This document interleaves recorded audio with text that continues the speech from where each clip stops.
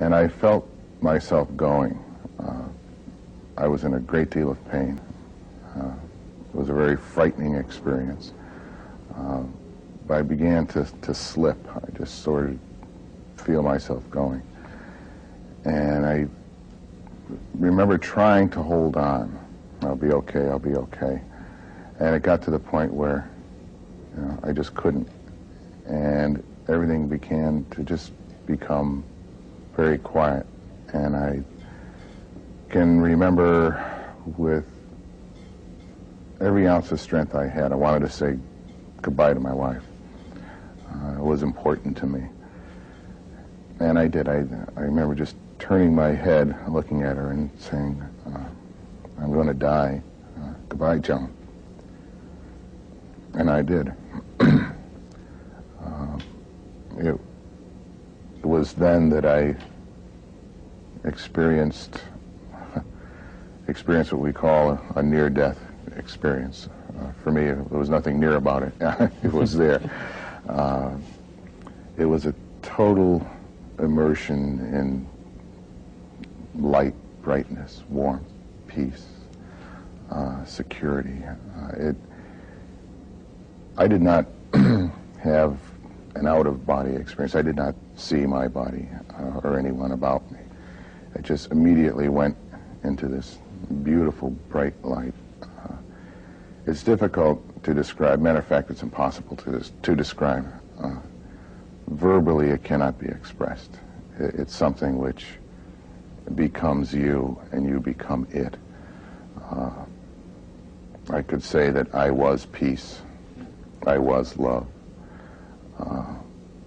I was the brightness. It was part of me. I had no recollection of anything, excuse me, anything biological. It's not like you could see something, because your sight is biological. It's necessary here. Hearing is necessary here. Speech is necessary here. It's not there. You just know. You're all-knowing. Everything is a part of you, and it's just so beautiful. It was eternity. It's like I was always there, and I will always be there. That my existence on Earth was just a very brief instant.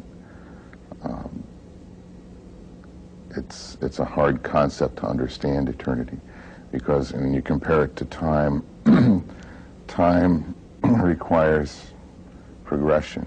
Things, see a sequence of things. Things follow each other. This is all at once, everything. There's no passing from one thing to another. I'd like to call it a different dimension, but can't really call it that, because that could be defined, and there are different dimensions. They have beginnings and ends, and so that doesn't fit. It was at least 6 months after the incident that I could even speak to my wife about it. It was such an emotional, beautiful, swelling feeling inside that every time I tried to express it, I think I would just explode. You know, I would break down and cry. And she, you know, for the longest time couldn't figure out what was wrong with me. Well, she must have wondered a lot then about how you were dealing with this episode, because she, as you say, is a nurse and knew the seriousness of your condition, and I guess also knew that you had, I gather this is the case, that you had clinically died. Yes, my heart stopped. I stopped breathing. I guess I was out about a minute, and they brought me back. The minute I came back, the pain returned immediately, the fear. I mean, I just... all the human emotions. Yes, everything human came back. And I remember being very angry that they brought me back. And my wife ended up asking me a while later, you know, you seemed angry, how come? You know, and I just couldn't tell her. That was probably the most frustrating 6 months of my existence. After experiencing perfection and something so beautiful, I wanted to hold on to it. Didn't want to let it go. And it wasn't easy. After I had recovered the second time and went home, everything just seemed to change. It was almost like I was starting my life all over again. I was a baby. I hadn't made the mistakes that I had made in my life. And things weren't messed up or whatever. And I can recall in my attempt to hold on to this feeling and to hold on to this peace, I began to bump into earthly things, you know, that of course aren't going to escape from you. You know, they're there. My first frustrating experience was with the television. I couldn't watch television. There would be a excuse me, a commercial, a cosmetic commercial.